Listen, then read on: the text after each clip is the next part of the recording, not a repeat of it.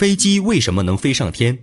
通常情况下，一架客机的重量为几十吨，甚至上百吨。世界上最大的民航飞机空客 A380， 飞机自身空重277吨，最大起飞重量575吨。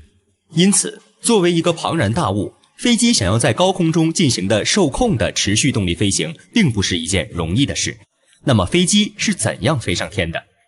气球、飞艇等飞行器之所以能飞上天空，是利用密度比空气小的氢气或氦气提供升力，实现高空飞行。飞机的密度远大于空气，它起飞的升力来自于机翼在空气中运动产生的动力。从机翼的横截面可以看出，它的上方曲线和下方曲线并不对称。观察飞机飞行时机翼周围的流线分布时，就会发现机翼上方的流线密，流速大，下方的流线疏，流速小。根据伯努利方程就可以得到机翼上方压强小，下方压强大，因此二者的压强差就是飞机升力的主要来源。举个例子，将2张纸片靠近，往中间使劲吹口气，就会发现纸片紧紧地贴到一起。这是因为纸张中间的气体被我们吹的流速加快，压强减小，而纸张外面的空气压强没有发生改变，就会将纸片挤在一起。这其实就是伯努利原理。此外，机翼的运作原理也和康达效应有关。我们打开水龙头，让水流平缓地落下，把勺子的背面慢慢靠近水流，就会发现水流改变了流动轨迹，开始沿勺子的表面凸起落下，同时对勺子产生一个指向凸起的吸引力，这就是康达效应。同理，飞机机翼的凸起也会导致大量气流向下偏转，从而产生一个向上的升力。不过，现在的喷气式飞机利用的就不仅仅是这些原理了，它们主要依靠向后喷射高温气体实现飞行。2020年11月3号，世界首台1000吨级别的架桥机昆仑号首次亮相。它正在建设的便是我国首条跨海高铁福厦高铁梅州湾跨海大桥。目前工程已经进入了桥面搭建阶段，但是要想保证大桥的安全稳定，最为重要的还是下面一根根支撑的桥墩。那么问题来了，面对深不可测的大海，跨海大桥的桥墩该如何修建呢？目前它的修建方法主要有3种，分别是围堰法、沉箱法和打桩法。第一种方法是围堰法。面对海上施工，工程师的第一想法通常是能不能把它转化为熟悉的陆地工作环境呢？因此，在海水较浅的区域，可以利用钢板桩、土石坝等止水结构，将建设桥墩的地方围起来，然后利用抽水机把里面的水抽干，这样就形成了一个围堰。人们可以在里面进行与陆地相同的工作流程。待桥墩建设完成后，再将围堰拆除即可。虽然这种方法施工难度低，但是修建围堰耗费时间很长，并且会对周围的水域生态环境造成损害。因此，在海水较深时，工程师也会采用第二种方法——沉箱法。沉箱是一种有顶无底的箱型结构，先把它浮运到桥墩的施工点上方，然后控制箱内的压载水量，使其下沉到海底。接下来向箱室内输入高压空气，以阻止地下水渗入沉箱。这就像将一个空杯子扣进水底，一旦往里面冲入空气，水分就会迅速排开。这样工人就可以通过换压室和升降井进入沉箱底部的工作室挖土，挖出的废土由机械设备及时运出。整个沉箱边挖边沉，到达指定深度后，需要将箱子的底部封死，最后用混凝土填满整个工作室，就得到了一个桥墩。这种方法的优势同样是干地施工，在保证质量的同时，也能直接了解海底的土质状况。但是它有一个致命的缺点，施工人员必须在高压环境下工作，进出沉箱时发生的压强变化很容易让工作人员患上潜水病。美国纽约布鲁克林大桥的总工程师华盛顿·罗布林就是因为得了这种病而导致全身瘫痪。因此，在机械化程度较高的今天，工程师很少会使用这种方法，而是将其改进，利用水力机械代替人工挖土。最后，想要在深水区修建桥墩，就不得不采用另一种方法——打桩法。根据不同的海底岩层结构，工程师可以设计出不同类型的桩，在打桩船的不断锤击下，事先制作好的桩就可以被深深埋进海底的土层中。我国的港珠澳大桥在建造时就是采用了这种方法。当然，除了以上这些基础的建造方法，工程师们还需要改进桥墩的建筑材料以及结构强度，比如在混凝土中添加外加剂，采用防腐蚀钢筋，在桥墩表面涂抹防腐材料，在桥墩外侧装备冲水胶囊等。通过以上措施，可以有效地解决海水腐蚀、船舶撞击等现实问题。如此一来，桥墩便能在大海中长久地生存下去，为人们的安全通行奠定了坚实基础。人死后会去哪里？你体内的原子又该何去何从？许多世俗观念认为，人在死亡的那一刻就是灵魂脱离肉体的过程。2007年 Softpedia 网站上的一篇科普文章将这一说法进行了有趣的反击。即使你死后成为鬼魂，它也和你想象的不同。首先，你的脚是非物质的，它们不会与地面产生摩擦，也就不能行走。其次，你缺少可以反射光线的原子，不能被任何人看见。再者，你的魂魄并不是由原子物质构成，失去了密度和惯性等物理特性。你不仅不能操控物体，甚至连哭声都发不出来。所以说，这种没有科学证据支持的观念，只能存在于恐怖电影和神学宗教中。那么，抛开这些，以现有的科学事实为基础，我们能否从原子的角度来重新思考这个问题：人死后到底会去哪里？当死亡降临时，你的细胞会因为缺氧开始窒息，紧接着线粒体停止制造 ATP， 肌肉纤维难以收缩，神经系统也失去了能量的供给。尽管用显微镜观察你刚刚死去的细胞，它们还因为水质内粒子的布朗运动而持续翻腾，但是在原子层面，运动本身并不代表生命的存在。下一步，你被推进了火化炉里，在接近1000度的高温环境中，一切都变得更为迅速。水分子以蒸汽的形式逸散到了空气中，蛋白质等有机物会分解成碳黑，并与氧气结合形成二氧化碳。据统计，一名成年人在火化时平均可以产生45千克的二氧化碳。同理，氢、氮、硫等原子也会以水蒸气或者气态氧化物的形式从你的体脂和蛋白质中逃离。而胃酸中氯原子形成的腐蚀性烟雾，以及牙齿填充物产生的汞蒸气等有害气体，并不会随着烟囱排出，而是被炉子中的过滤器捕获收集。几个小时后，你的大多数原子早已飘散在空中，留下的是骨骼中所剩无几的矿物质晶体碎屑，以及少量钠与钾的盐分。这就是唯一能留给亲人的纪念——骨灰。以上便是你生命的全部，但其实原子的故事还远远没有结束。火化时产生的水和二氧化碳等气体分子会随着风飘向远方，开启一段新的旅程，或凝结成雨水，或被植物吸收，或转化为氮气。在接下来的几百万年里，它们会以各种各样的形式不断地循环生长。骨灰也同样如此，不论是埋在地下还是撒向大海，它们中的矿物元素终将会被动植物吸收，扮演着生命体中的不同角色。由此可见，以科学的角度、原子的层面来理解生死，看似不近人情，却也给了人们最真实的安慰。因为任何物质都不会永恒，但你却一直都在。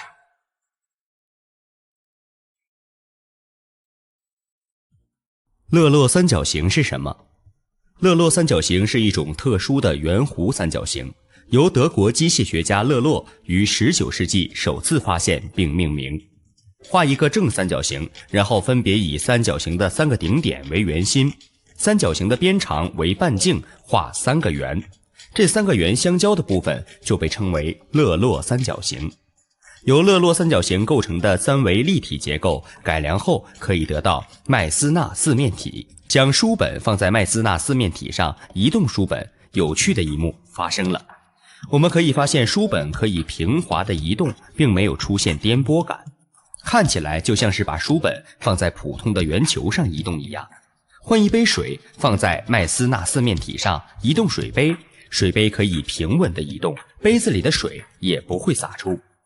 将勒洛三角形放在与它相切的2条平行线中，不管勒洛三角形怎么运动，它始终保持在两条平行线内运动，并且与其相切。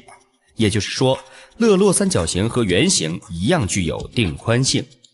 像这样具有定宽性的曲线，我们称之为定宽曲线。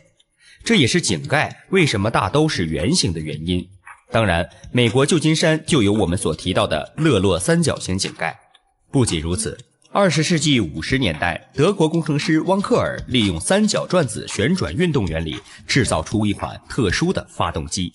随后，马自达公司斥巨资买下了这项技术，研发出了著名的转子发动机。永动机是什么？永动机就是一种不需要任何外界能量输入，或者只需要一个初始能量，就可以一直运动下去的机器。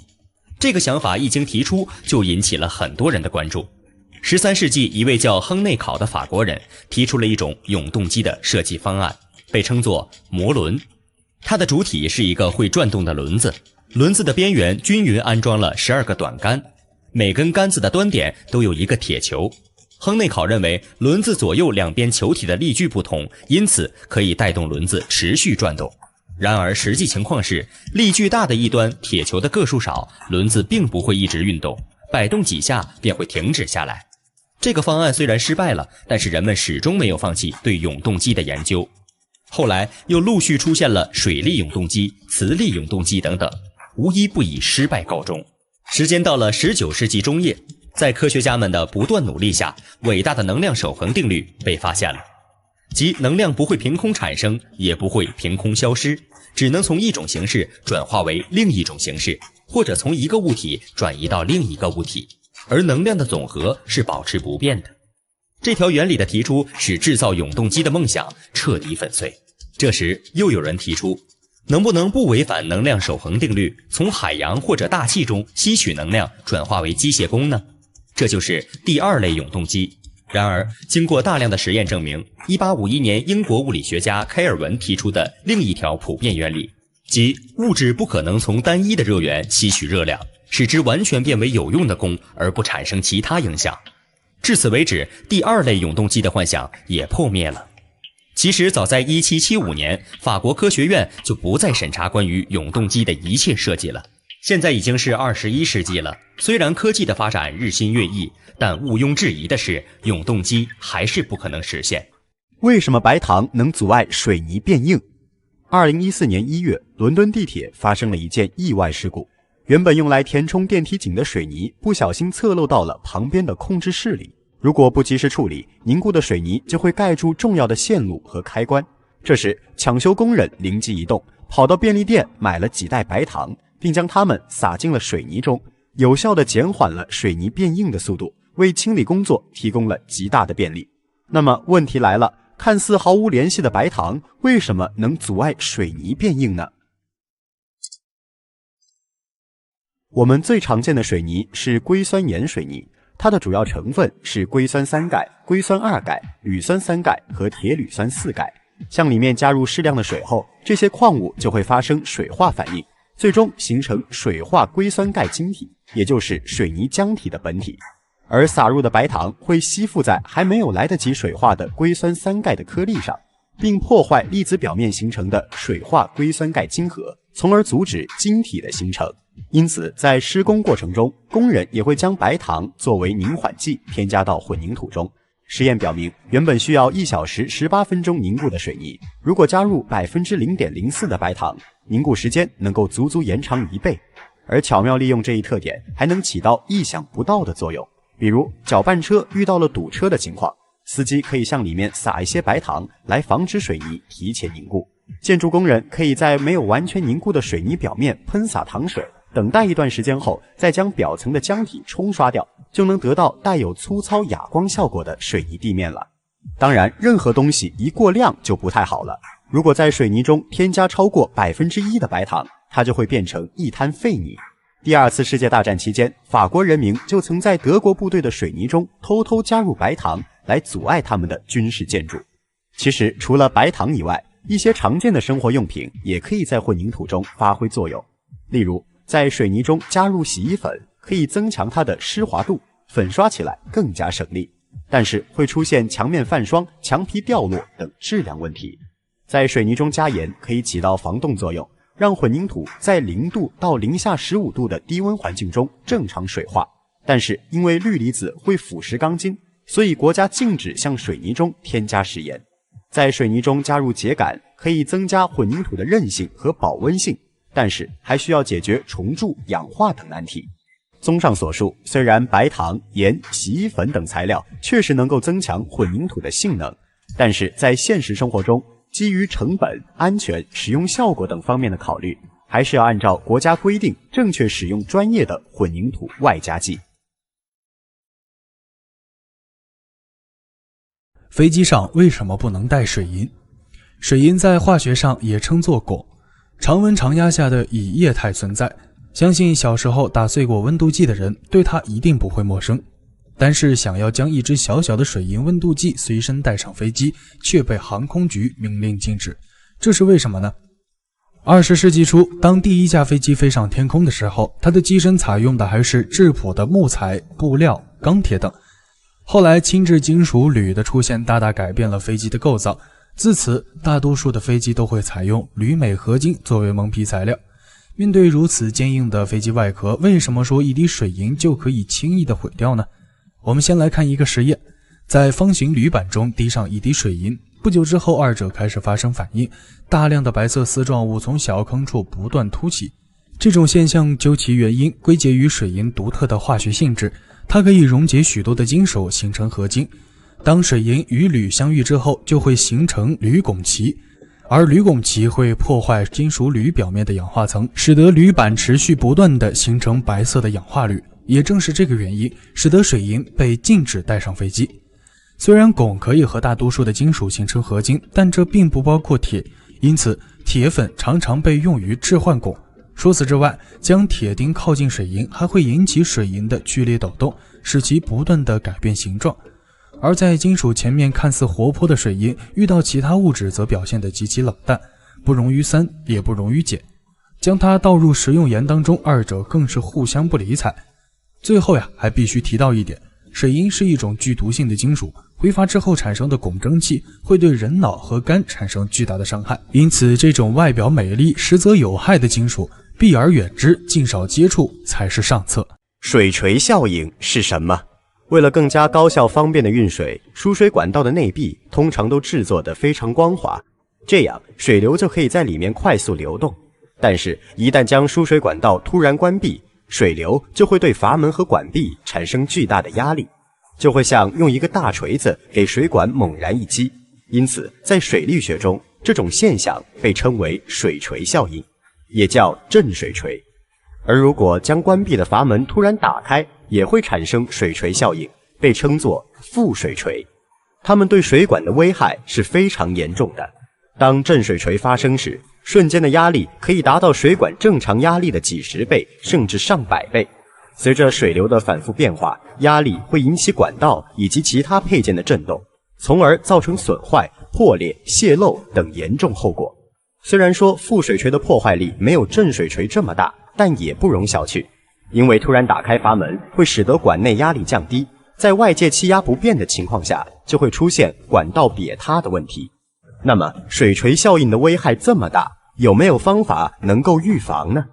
其实现在很多的输水管道都会安装水锤消除器，它的内部有一个密闭的容器腔，下端有一个活塞。一旦产生水锤效应，冲击波就会作用于活塞上，使其向腔体内部移动。在水压的不断变化下，活塞也会随之不停地上下运动，形成一个动态平衡，从而有效地缓解水管压力。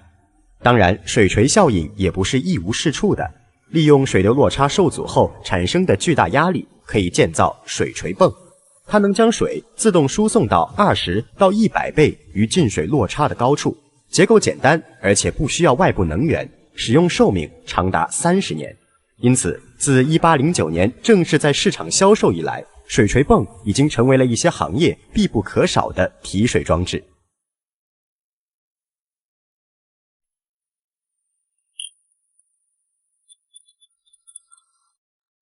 小时候家住铁路附近，经常能看到一节节的火车呼啸而过，却从来没有想过一个问题：车厢与车厢之间到底是如何连接的呢？在火车发明之初，人们采用一种插销式车钩来连接车厢，即两侧的车钩向内凹陷，其中一侧设有一个连接环，并用插销固定住。挂车时只需将连接环怼入另一侧，再安上插销即可。这种结构简单易操作，在现在的一些矿山上仍有使用。后来，英国铁路又发明了一种螺旋车钩，挂车时只需要将铁链挂在两侧的车钩上，再将中间的把手拧紧即可。但是铁链只能传递拉力，并不能传递推力，所以还需要在车厢两侧安装缓冲柄。以上介绍的两种方法虽然能够将车厢巧妙地连接在一起，却有着两个明显的缺点。一，需要人工操作，这不仅耗费时间，也会伤害到工人的人身安全。二，无法承受太大的重量，这不仅影响到了火车的载货量，也导致断钩事故时有发生。因此，人们一直在苦苦追寻改进的办法。伊利·汉尔顿·詹内是一位来自美国的铁路工程师，他每天也在思考着同样的问题。直到有一天，瞥到一群孩子在玩游戏，他们两两一对，脚抵着脚，手挽着手，时而分开，时而拉在一起。詹内灵光一现，或许可以把车钩设计成手指相扣的样子，于是便有了应用最为广泛的粘式车钩。它是一种由钩舌、锁销、推铁组成的自动车钩。当两个车钩靠近时，钩舌受到撞击转动，里面的推铁就会自动落下，将车钩牢牢锁住。而解挂时只需将锁销拉起即可。与前两种方法相比，粘式车钩不仅在连接时实现了自动化，也大大提升了车钩的受力强度。因此，自1887年开始，美国铁路正式建议各车辆制造厂采用粘式车钩。我国也在1890年前后开始引用粘式车钩。在这当中还发生了一个关于误传的小故事。因为自动车钩在国内的译名一直是粘式车钩，再加上詹天佑是中国近代著名的铁路工程师，所以有许多人误以为此项技术由他发明。詹天佑在得知有此误传后，诚恳地对周围的人说：“请同事们帮我解释解释，没有这件事。”后来在编著新编华英公学字汇时，詹天佑也有意将粘式车钩中的粘字改为正字，避免引起更多的误解。车轮悖论是什么？古希腊时期，著名的数学家亚里士多德曾在《论机械》中提出这样一个疑惑：在圆盘上画两个大小不同的圆周，然后让圆盘向前滚动。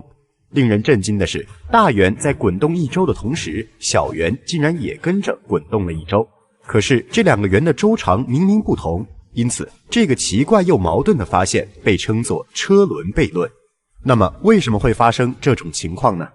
？1683年，伽利略曾在《论两种新科学及其数学演化》中尝试解释这个问题。他认为可以把圆筒简化为多边形进行滚动，例如制作一个正六边形的轮子，将内部的小六边形和外部的大六边形分别涂上不同的颜色，然后让它们滚动一周。这时就能看出明显的区别，大六边形滚动的直线被颜料填得满满当当，而小六边形经过的路线却是断断续续的。接下来将多边形的边数不断扩大，仍会出现实线和虚线的不同景象。那么这些虚线中的空隙是否说明小圆在滚动时还发生了我们看不见的滑动呢？来做一个简单的实验便知，将两个大小不同的齿轮安装在同一根轴上，齿轮的下方对应着两根齿条，大齿轮的齿条被固定锁死，而小齿轮的齿条则可以左右移动。接下来将整个齿轮装置向前滚动，就会发现小齿轮下方的齿条竟然滑了出来。也就是说，在所谓的车轮悖论中，真正滚动的只有外围的大圆，而里面的小圆则是被动进行着滚动加滑动的叠加运动。如果你还不能准确理解这个运动过程，那么我们不妨将问题想得极端一点。如果将小圆缩小到轴心位置，它没有半径，还不是照样被大圆拖着走了那么远。彭罗斯阶梯是什么？彭罗斯阶梯指的是一种一直向上走或者一直向下走，永远到不了尽头的阶梯。这种阶梯的梯面很长，而且都伴有固定的倾斜角度。当我们在上面行走时，会一直打转转。其实这样的阶梯我们在很多影视作品中都有见到过，比如在《盗梦空间》中，亚瑟躲避追逐他的防御者这个桥段就是利用了彭罗斯阶梯的原理。不仅如此，我们国内小说《鬼吹灯》中的悬魂梯也由此而来。这种看似可实现的阶梯，其实在我们生活中并不存在，究其原因主要跟维度有关。我们都觉得它可以成立，无非是由于我们观看的视频是在2维的角度下，就像街头比较流行的3D 画一样，当增加了第3维的限制后就不再成立，如莫比乌斯环和克莱因瓶一样，只有在4维乃至更高的维度下，彭罗斯阶梯才能轻易实现。最后我们再用彭罗斯三角形的动画演示下，或许你就明白维度对于这些物体的影响了。该阶梯自提出至今仍被称为数学界著名的几何悖论之一。观看视频的朋友们，你们懂了吗？共振现象是什么？为什么它的杀伤力这么大？很多人对共振威力的初印象都来源于一个历史故事。在拿破仑军队入侵西班牙时，一支法国小分队踢着整齐的正步经过一座铁链悬桥，没想到悲剧就发生在下一秒，大桥忽然倒塌，致使多人死亡。后人猜测，这次事故发生的主要原因很有可能就是共振。那么问题来了，共振到底是什么？为什么它的威力这么大？首先可以通过一个小实验来直观地感受共振。把2个易拉罐放在桌面上，然后在上面平放一块泡沫板，接着把5个相同的节拍器放在上面，它们初始的摆动各不相同，但是随着时间的流逝，节奏和摆动幅度几乎达到了完全一致的水准。这个神奇的现象背后就是共振。一个物体或者一个系统在没有外力影响的情况下，会倾向于某个频率的振动，这个频率就是固有频率。而当2种物体的固有频率相同或者相近时，它们的振动幅度就会叠加，即产生增幅作用。以声波击碎玻璃杯的实验为例，由于声音的频率恰好与玻璃杯的固有频率重合，就会迫使玻璃杯剧烈振动，最终破碎。这当中能量累积的过程，就像我们小时候玩的荡秋千，每次荡回来到达最高点时，父母轻轻推你一下，虽然力气不大，但是累积几个周期就可以让秋千荡得很高。由此可见，共振的威力不容小觑。说到这里，就不得不提上世纪40年代发生的塔科马大桥事故。1940年11月7号，这座悬索桥遇到了一场风速为19米每秒的风。虽然风力不大，但是桥身却发生了剧烈的晃动，振幅接近9米，桥面的倾斜程度更是高达45度，远远的看上去就像一根抖动的面条。在坚持了几个小时后，最终大桥还是坠落到了峡谷里。后来经过专家分析，这起事故的主要诱因就是卡门涡阶和共振，即流体在经过障碍物时会形成2列涡旋，它们会对物体施加垂直于流动方向的交变侧向力，致使桥身振动。当卡门涡阶的发放频率与大桥的固有频率接近时，就会形成共振，或使桥体大幅度摆动。今年5月5号发生的虎门大桥异常抖动事件与之非常相似。虽然说共振的危害确实很大，但是它也被巧妙地利用在生活中的方方面面。神奇的地震仪、弹奏的弦乐器、收听的电台节目、使用的微波炉、绚丽的激光束、宇宙的电磁波等等，都离不开共振原理的出色表现。鲁珀特之泪是什么？将融化的玻璃在重力作用下自然滴入冷水中，就可以得到一个尾部细长、头部圆润的玻璃制品。早在17世纪的巴达维亚，人们制作出来这种形状独特的艺术品，并将其送给了当时的鲁珀特王子。后来，鲁珀特王子又将它献给了英格兰查理2世，因此得名鲁珀特之泪。就是这样一个小小的鲁珀特之泪，却足足困扰了科学家们将近400年。鲁珀特之泪的头部非常坚硬，子弹都无法打穿，但细长的尾部却十分脆弱。这样一个特殊的结构，到底是什么原因形成的呢？从末世硬度上看，玻璃的末世硬度为6到7之间，远大于铜、钢，而融化的玻璃在接触冷水时，表面的冷却速度大于内部的冷却速度。从而使表面向内形成一种强大的抗压应力。但这种压应力会被内部的拉应力抵消，从而使鲁珀特之泪能够保持稳定，足以承受巨大的外力冲击。但是鲁珀特之泪也有它的致命缺点，那就是它纤细的尾巴。只要稍稍用力捏一下鲁珀特之泪的尾部，它的头部就会瞬间爆裂粉碎。这种碎裂原理叫做裂纹扩展。裂纹扩展指的是材料在外界因素作用下，先产生裂纹核，再延伸开来的过程。当纤细的尾部破裂时，导致了鲁珀特之泪内部受力的不平衡，裂纹就会瞬间传遍整体，使其全部粉碎。而且在这个过程中，裂纹传递速度非常之快，可达每秒1450米到1900米，这个速度是声速的5倍。从物理的角度来看，这种奇特现象的产生探其本质，也正是玻璃材料自身的硬度特性和鲁珀特之泪特殊的力学架构综合影响的结果。其实鲁珀特之泪除了外形浪漫，它的物理特性也和爱情有几分相似之处。爱情里有着能够对抗全世界的勇气和坚定，也有着一触就受伤心碎的脆弱。而这个小小的脆弱的鲁珀特之泪的尾巴，应该就捏在爱人手中吧。石油到底是怎样形成的？地球上还剩下多少石油？